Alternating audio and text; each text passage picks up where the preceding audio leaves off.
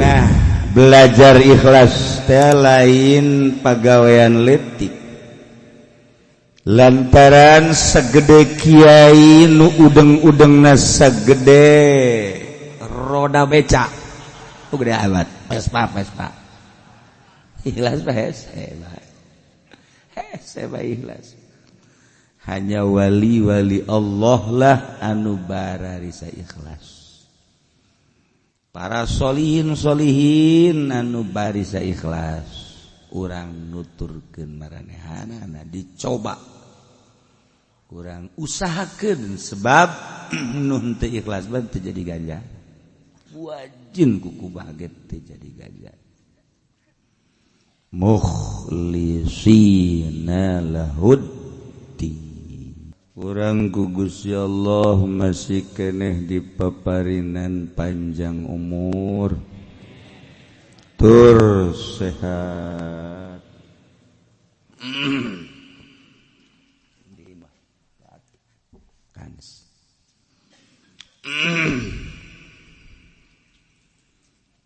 Kumodal sehat tur iman, alhamdulillah urang bisa kumpul ngariung. Bongkok ngaronyok sakumaha biasa ngalaksanakeun thalabul nu sanajan disagedengin urang, dulur urang, tetangga urang, babaturan urang nu keur bulan Sya'ban milu jeung urang babarengan ngaji, nyana kuari geus aya di ditu, geus aya di lembur asli. Ieu mah kan ngumbarakeun aya nu hayang gegeraan balik ka ditu kusebab hutang ambalaya. Aduh, atawa pabajikan marah bae, aya geura ditu balik ka lembur asli. Di antarana ieu nu ku urang rek dipatihahan, hiji Hajah Halimah binti Haji Mesi Bitung ninggalkeun urang. Alhamdulillah kadua kali sabada urang ngalaksanakeun puasa, diakhiri ku lebaran, ditungtungan deui ku mudik anu ka Jawa Timur, nu ka Jawa Tengah, nu balik ti dieu ka ditu sorangan ka dieu jadi limaan. Wah, nambahan anu boga kontrakan mangis ngipas, alhamdulillah ya rabbil alamin, jadi pinuh deui kontrakan. Menang 3 bulan balik ka ditu teu ka dieu teu mayar. Atuh baca-baca jelema. Nah, ieu urang karumpul deui nu di seberang Sumatera, Palembang, Medan. Alhamdulillah masih keneh ku Gusti Allah dipaparinan umur mah tur sahaluan urang bisa kapanggih deui, kumpul deui. Mudah-mudahan puasa urang bener-bener jadi ganjaran. Ibadah urang di jero bulan Ramadan bener-bener ditulis sebagai ganjaran. Sabada boboran urang mulayan deui nyieun lembaran nu anyar, jang sampeureun jaga. Tingkatkeun kuari ibadah urang sebab umur ge nambahan. Nu tadina 20 2 hiji, nu tadina 50 5 hiji, tadina 60 genep hiji, nu tadina 70 di kuburan. Tambah di urang kuari alhamdulillah tambahna umur, mudah-mudahan jadi tambahna ibadah. Tambah ibadah mudah-mudahan jadi tambah ganjaran. kurang kepanggih ngaji urang puasa urang salat urang haji urang umroh urang maca Quran urang sedekah urang bakal kepanggih satungtung urang ngalaksanakeunana ikhlas mun teu ikhlas atuh teu jadi ganjar boh salat boh puasa boh zakat boh haji boh umroh boh sedekah tutulung segala rupa mun teu ikhlas teu jadi ganjaran entak urang di pemerintahan keur mejehna ngabangun kapercaya urang jadi lurah camat jadi bupati gubernur kabelah dituna jadi presiden coba ge pagaweana ikhlas jadi lurah sing ikhlas digawe anasana asana di pemerintahan yang anu ikhlas jasa bukhara jasa numan tak hese neagan kiai nu ikhlas hese atuh kobo pemerintah ngan aya meureun hiji dua mah di pamarentah gen teu bok-brok kabeh di kiai gitu sarua geus urang mulayan tahun ieu mah coba aing ye deuk di ikhlas teh ulah aya buatan salian lillahi lillah buledkeun ka Allah salat oh ieu teh diparentah ku Allah karena parentah Allah teu aya dorongan salian ti parentah Allah sugan ka parentah ku mitoha teu sugan ku pamajikan teu sugan ku guru teu ku indung bapa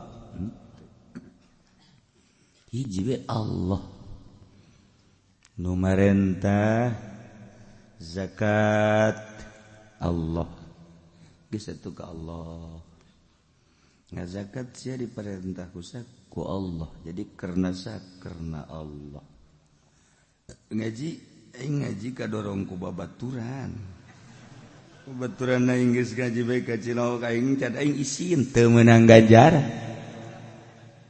teu meunang tanu ngajina kitu paceuna aing mah kos kitu balik los ngaji ge teu meunang ganjaran ngan cek Imam Ghazali moal bisa sekaligus lalauna geus urang minggu ieu teh ikhlas minggu hareup sugan setengah ikhlas minggu hareup deui tah kitu ke kebal-kebal mah ikhlas kos salat mimiti da mah sieun ka kolot 2 kali sieun 3 kali lah geus kolot-kolot aing ikhlas sedekah urang tah ka masjid hayang ka alam 1 juta hayang ka alam deh 2 juta hayang ka alam deh 3 juta hayang nyaho sih coba kau yang 1 juta 10 juta lu ikut deh hayang ka alam nah coba 100.000 ikhlas 100.000 aing ikhlas dah 100.000 hendak lamun boga duit 1 juta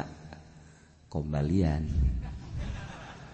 100.000 ikhlas 50 kembali 50 ulah sini sih kula deuk jariah ieu ngan ikhlas 50 ribuan aya 100an ade kembalian gede ya ikhlas sakit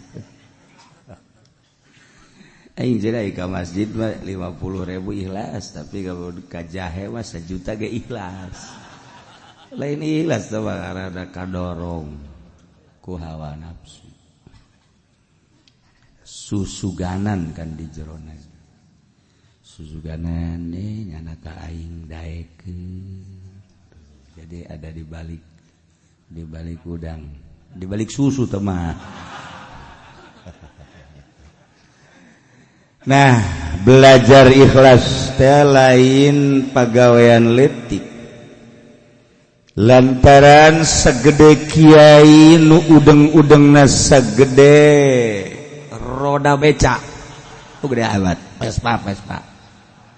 Ikhlas ikhlas. Hanya wali-wali Allah lah anu bararisa ikhlas. Para solihin anu barisa ikhlas.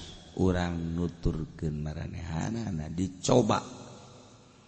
Urang usahakeun sebab nun teu ikhlas mah teu jadi ganja. Wajin kuku baget teu jadi ganja. Mukhlisina lahuddin. Nah ieu urang mulai ya. Di Syawal ieu komo nu geus kolot mah kudu rajin merenung di imah.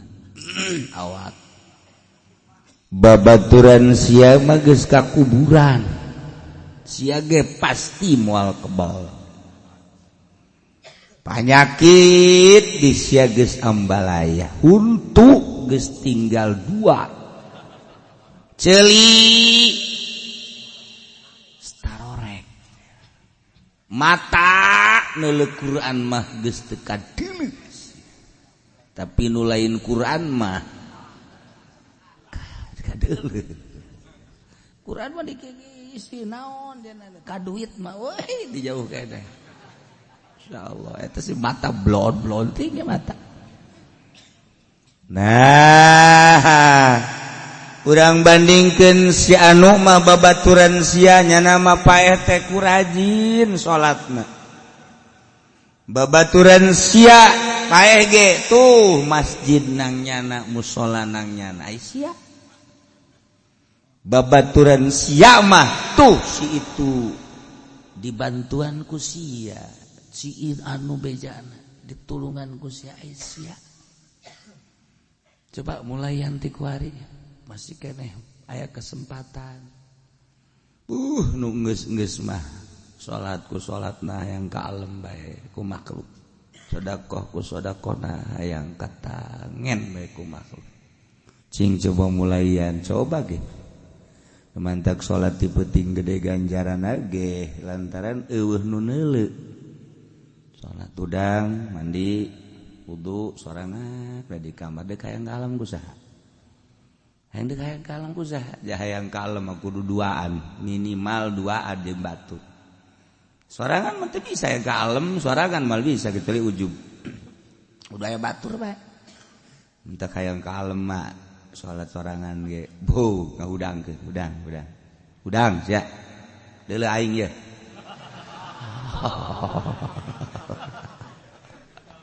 eta geus udah naonan tah nu kuduna mah urang keur salat batur hudang urang ngedeng deui lain mah bisi kanyahoan ku batur ieu ben teh dihudang-hudang kabeh geus sia teh kudu tahajud aing bae asal deuleukeun aing.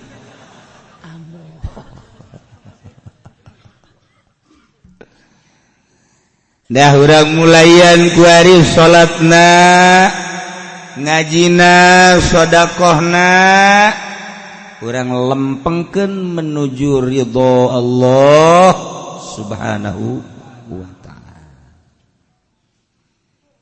Urang keur ngabahas masalah asyribah, minuman keras miras. Nuta tadina di Indonesia teh aman, eueuh nu mabok aya ge di pakotaan. Kadenge nu mabok teh di Grogol baheula. Kadenge mabok teh di Cililitan, terminal-terminal.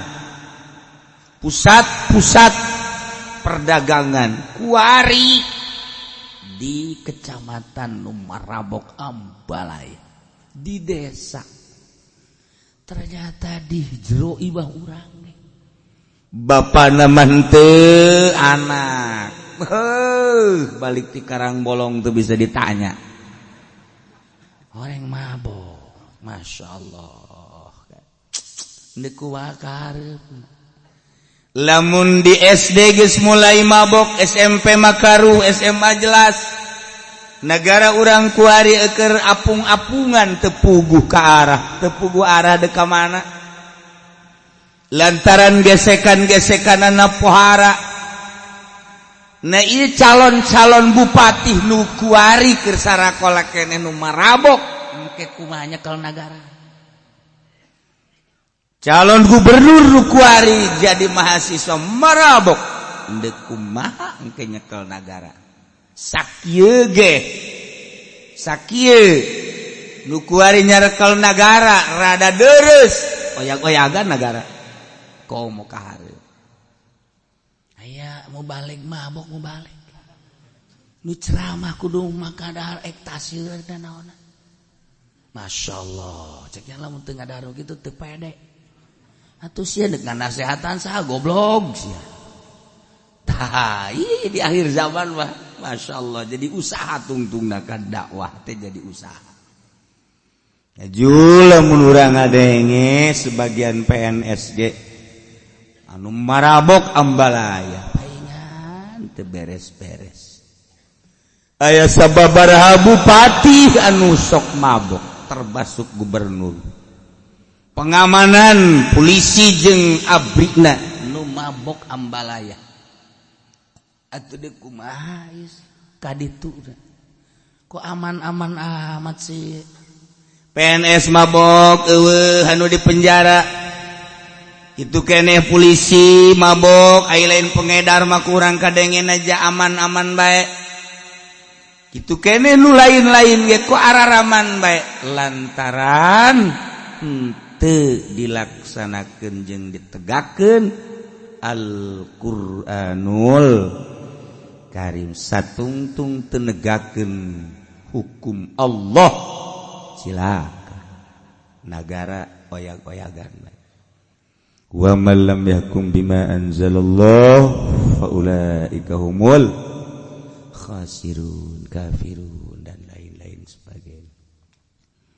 Mantak orang bersyukur ka Gusti Allah di Indonesia masih keneh loba jelema nu ngararaji ikhlas, pondok pesantren salafiyah nu ikhlas, masyarakat nage sadar kalan ikhlas. Pemerintahanana ge lah teu ulah dianggap nu marabok menu balalener bae mudah-mudahan ikhlas. Ku ayana lobana jelema nu ikhlas alhamdulillah masih eksis kondusif aman. Mudah-mudahan negara urang bisa ngahiji polisina jeung abrina, masyarakat jeung pamarentahna kiai-kiaina ngahiji ulah pasalia supaya bener-bener karasa ku urang kemerdekaan negara urang sehingga urang ibadah bisa tentrem, bisa aman. Urang bisa maca Quran tamat deui ge aman. Urang atuh bisa sedekah ngabangun masjid mushola majlis aman.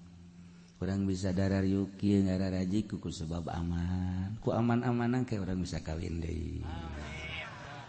Tenang, eta mah urusan huru hara di imah malah leutik teh urang kasih. Oh, tika lain negara teh atuh. Lah paling ge peupeus piring dah gelas wajar teh kos kitu. Wajar. Sapoe 12 piring pupus. Oh masalah. Boro-boro negara di iwah tangga bayar ribut teu betah. Teu betah di imah tangga komo negara. Batak sekali deui urang ngadoa ka Gusti Allah mudah-mudahan Indonesia aman, Indonesia tentrem, Indonesia kondusif sehingga urang ngarasa rineh tentrem loh jinau adem ayem ngeunah segala rupa ge kuat diaturna ku Allah mantak atuh ka Allah we urang bebeja mun aya naon-naon da ieu mah lamun urang ngalaksanakeun hukum Al-Qur'an ketika aya jelema mabok urusanana kumaha tadi negara. Nah, iyalah dek diatur. Zaid ternyata horenganan mabok. Panggil. Sidang. Polsek manggil. Setelah dipanggil dibawa ke Polres, bawa ke kejaksaan. Sidang di kejaksaan untuk dinyatakan kebenaran mabokna. Heueuh jeung henteu bisa dua rupa. Nomor kahiji ku ikror ngaku, nomor kedua ku syahadah saksi. Bisa dibenerkeun nya mabok teh ku pengakuanana atawa ku dua saksi lalaki. Setelah Ki Zaid ditangkap, bawa ke kejaksaan, diadili seadil-adilna. Tanya ku jaksa, Zaid, ya, kamu ini diajukan oleh yang berwenang bahwa kamu adalah melaksanakan mabok. Tanda-tanda kemabokanana dibejakeun data-data. Setelahnya diproses ngaku bener. Geus tah asalnya ngaku mabok, baru dikenakan hukum. Jadi encan ngaku mah kajunting yang ngaku kumaha ge ulah waka dihukum. Kena ngaku heula. Atawa nyana teh aya saksi dua. Zaid diajukan ke meja hijau. Kasusnya adalah kasus were, kasus mabok. Setelah disidang, aya dua saksi. Siapa kamu? Saya saksi, Pak, untuk menyaksikan pelaksanaan maboknya Ki Zaid. Siapa kamu nama? Saya Soleh. Ini Masluh. Oh, Soleh Masluh. Ya, Pak, betul bahwa Zaid melaksanakan mabok. Di mana maboknya? Bejakeun tah eta teh geus jelas berarti Zaid ngalaksanakeun mabok. Hiji ikrar ku ngaku, dua atawa ku dua saksi. Cukup geus sakitu ge. Lamun Ki Zaid geus ngaku bahwa nyana ngalaksanakeun mabok, aturan negara kumaha? Wa yuhaddu bi iqrari. Had Zaid dengan ngaku mabok. Masya Allah. Tapi kudu dihad ngarana had nu kamari. Zaid kudu dihadiane kudu dirangket. Hadul harhuri arbauna warakikin isuna. Tapi dijadikeun dina piki kuari. Hadul hurri sama nuna 80 rangketan. Geus ku 40 rangketan ge geus bisa. Atawa 80 rangketan geus masalah. Nah ieu nu bakal dijelaskeun ke di hareup.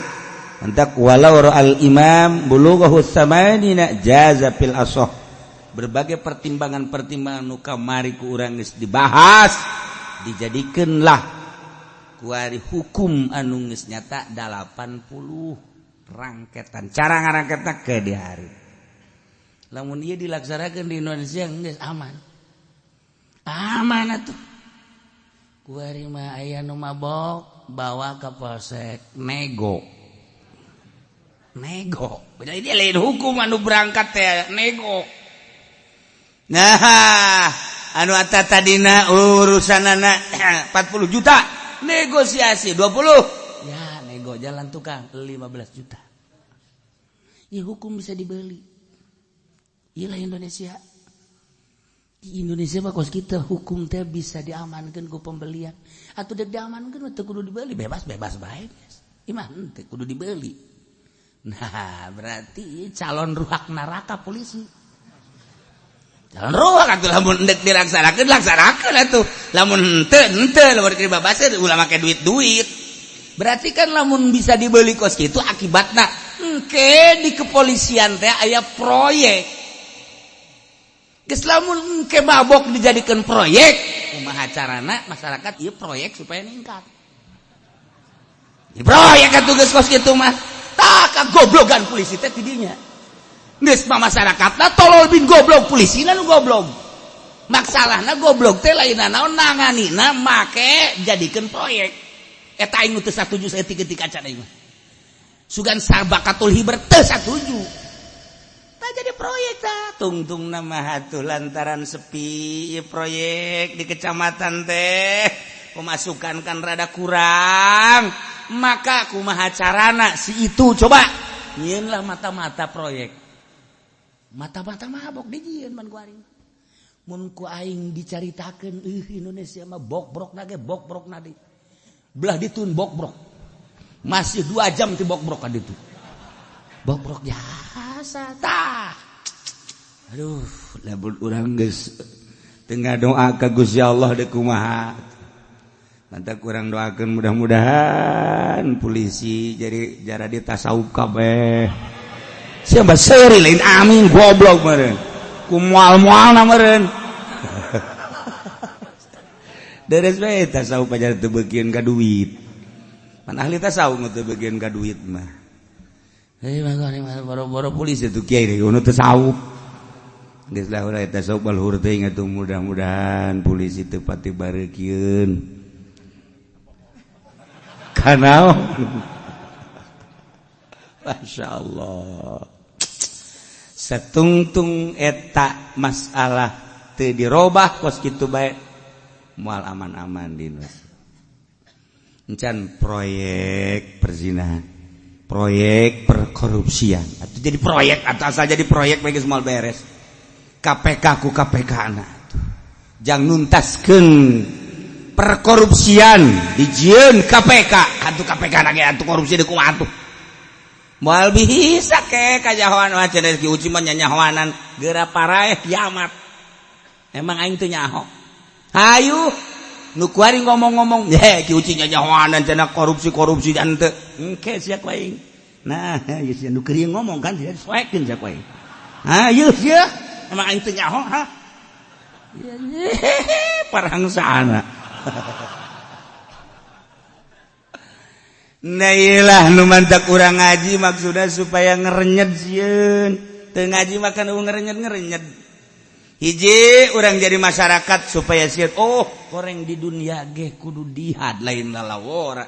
Teu selesai di dunia lain berarti aman di akhirat dilanjut. Nu mantak angel ge engke urang persidangan nyidang saurang bae ge permabokan, perkorupsian dan lain-lain sebagainya angel saurang bae ge. Komo lamun ka ditung baris dana datang ka anu barisan 1 juta. Ya 1 juta kan di Indonesia ge tahun sabaraha teh cak Raden Omairam 135 juta. Eta penduduk Indonesia eta tahun sabaraha kuari ge sabaraha. Da tanya nu pangtungtungna sidang. Teu ge dican anggeus hiji ge angel jasa nu pangtungtungna geus nyana mah geus menta bae pan meureun ka malaikat geus lah ka neraka angel ya. Angel. Masya Allah. Bayangkan ku urang ngantri endek. Nah gitu ngaranna ngantri endek berobat bae ge angel. Ngantri urang deuk nyieun KTP angel. Ngantri urang di kitu naon kitu ngaranna pelabuhan bae ge angel. Atuh komo ieu persidangan. Waduh angel jasa. Nah, engke dirasakeun di akhirat. Hanya jelema-jelema anu istimewa lah anu asup ka surga yadkhulunal jannata bighairi hisab. Anu tadi hitung-hitung deui geus brul ka salaroga. Pontongan kieu mah dadah. Sararinggi saudara. Ya Allah, ya Rabbi Gusti. Lawan lain aya fadl Allah geus pikumaha. Tak alhamdulillah urang sugan bae ku diukna di pengajian. Aju urang ngesang, kesang urang teh mawa urang ka sorga. Matak nu teu ngesang mal ka sorga. Kesang bebeja ka Gusti. Gusti, abdi kesang. Kesang naon sia? Kesang waktu ngaji di Cilongok. Jadi ieu kula saksi bahwa nyana ngaji kula ieu jadi saksina kesang geus atuh jak kebal teuing ieu mah ieu lamun nungguan itu geus beja kula saksina gitu. Sia kesangan kunaon? Lapar.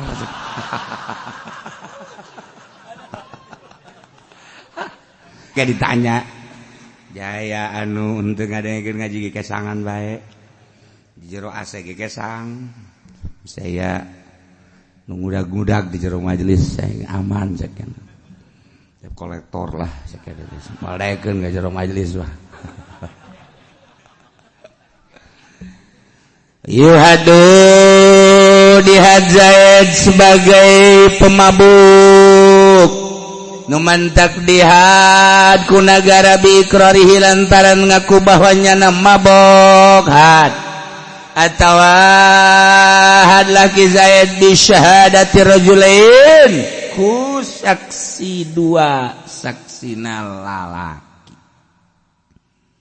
kumaha lamun nyaksianana dua awewe terjadi kumaha lamun saksina dua awewe jeung hiji lalaki terjadi tetep bae dua lalaki awewe teu bisa jadikeun saksi. Kumaha lamun Zaid hanya sekedar kaambe bau anggur doang nu kos kieu adapun ngaku jan henteu saksi teu aya la birihi khamrin ulah dihad jeung teu meunang dihad ku nagara hanya sekedar bau anggur atawa Zaid gapanggih teh keur mabok saksi eueuh ngaku ge henteu teu meunang dihad atawa ki Zaid keur utah nah kapagi ku kanit nah ieu jelema utah ye bawa ka polsek teu bisa dihad sakadar utah sebab mungkin bae nyana utahna lantaran kulantaran naik mobil utah mobil beda kan bulak biluk aja leng ya orang kampung lah tuh kan ya atawa lo bateuing ada hardangder utah sarua teu bisa dihad kadu kos kitu mah masyaallah orangana rapi di negara. Lamun ieu dilaksanakeun masyaallah kuari mah malah dilegalkeun. Kamari mah rada deres masih keneh ilegal.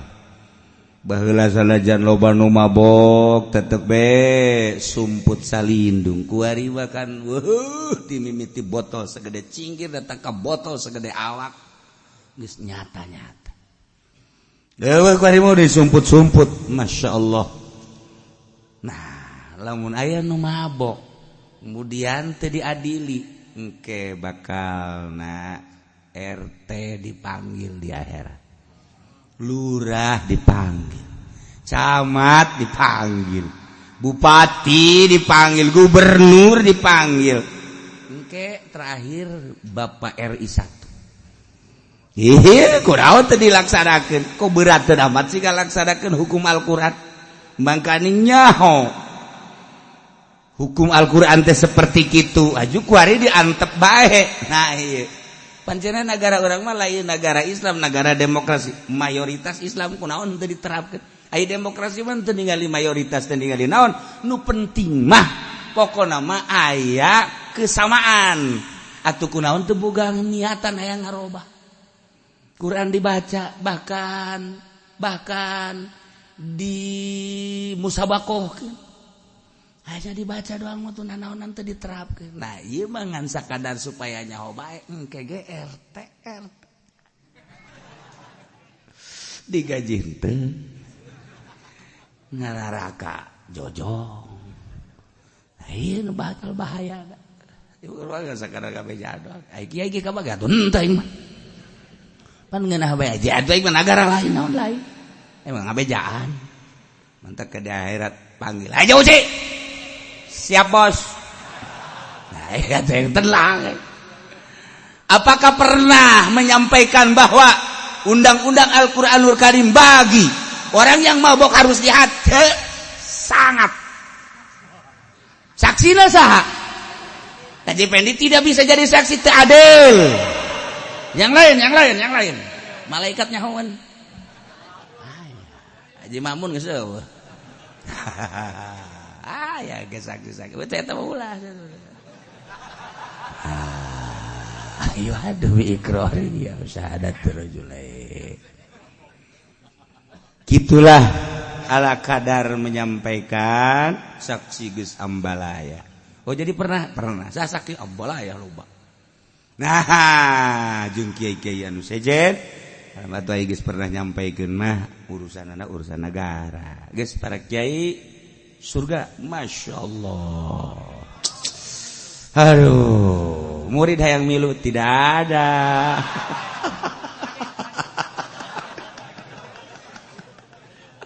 Dipilih heula tetap. Pilih.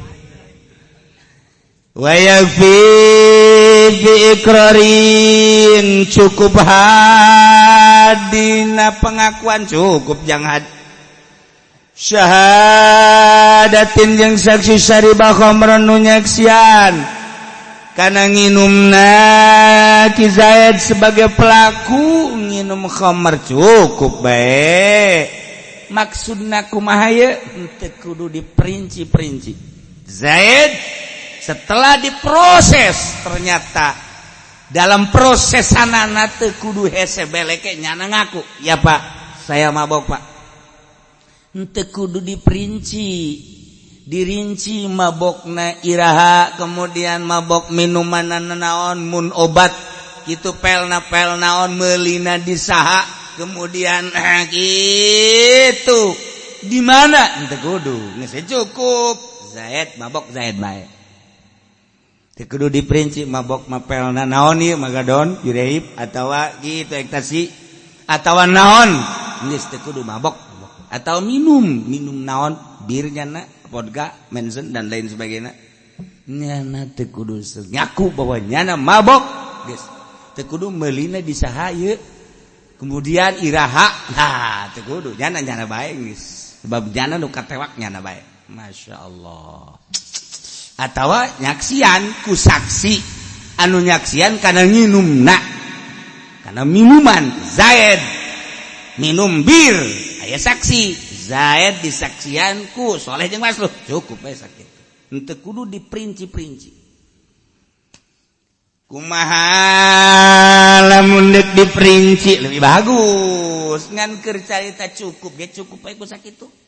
Adapun kemudian kuari dirinci secara detail atau lebih bagus. Ngan keur teu kuduna ge eueuh masalah. Wakila diucapkeun yustaratu disyaratkeun. Dalam pengakuanana wa huwa alimun bihi mukhtarun Zaid teh bari nyahun kana hatur eueuh pemaksaan karep dewek sorangan. Wala yuhadu halas sukrihi jeung teu meunang dihad dina nalika keur mabok. Zaid mabok disaksian ku Soleh Masluh kemudian dibawa ke meja hijau kejaksaan setelah ditinggali Ki Zaid masih kene mabok ulah wakadihad sebab maksudna had supaya nyana sadar bahwa korenganan jelema mabok teh ieu kudu dihad jelema anu keur mabok kene deuk kumaha sadarna tuh geus disadarkeun heula sabaraha poe heula kena sadar nyambung heula ngomongna dedeleuanana kan nu mabok makan teh nyambung setelah engke geus nyambung sadar karak hukum dikenakeun sebab maksudna supaya tobat geus kulantaran nyana mun keur mabok ieu pangaruhna naon moal bisa tobat keur teu nyahona naon maka teu meunang dilaksanakeun had ketika mabok geus dilaksanakeun had geus sadar sadarna tina mabokna. Mudah-mudahan anak incu urang dijauhkeun tina mabok. Mudah-mudahan tetangga urang dijauhkeun tina penyakit mabok. Dulur urang, kawah urang dijauhkeun tina penyakit mabok. Terutama urangna mudah-mudahan dijauhkeun tina mabok. Bangsa Indonesia mudah-mudahan dijauhkeun tina penyakit mabok. sehingga aman polisi teh sebeleke urang sebagai kolot nage aman di negara jadi tentram wa sautul hudud wallahu a'lam.